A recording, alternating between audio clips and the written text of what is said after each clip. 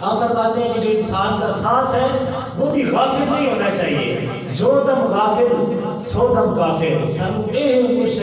سبق پڑھایا ہوا، فرماتے ہیں کہ ہر دم ہر سانس آپ کا اللہ گزر کے ذکر کرنا چاہیے۔ جب انسان کا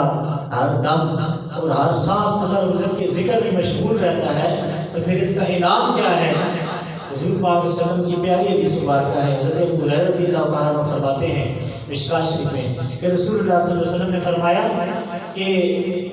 اللہ رب العزت اپنے بندے کے گمان کے مطابق ہوتا ہے کہ بندہ اپنے رب سے جیسا گمان کرے گا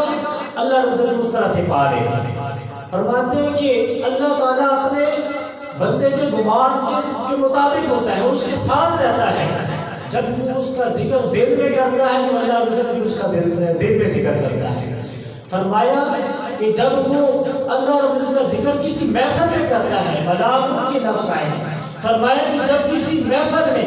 کسی مجلس سے اللہ رب العزت کا ذکر کرتا ہے تو اللہ تبارک و تعالیٰ نے چونکہ اس سے وعدہ فرما دیا ہے کہ فَاذْكُرُونِی أَذْكُرْکُم، تو میرا ذکر کر میں تیرا ذکر کروں گا، تو اللہ تبارک و تعالیٰ اپنا وعدہ پورا کرتے ہوئے اس کا ذکر بھی محفل میں فرماتا ہے، اور وہ محفل نورانی فرشتوں کی محفل ہوتی ہے۔ اے بندے تو میرا ذکر بندوں کی وجہ سے بیٹھ کے کر رہا ہے، میں تیرا ذکر اوپر نورانی فرشتوں کی وجہ سے بیٹھ کر رہا ہوں۔ اور آگے فرمایا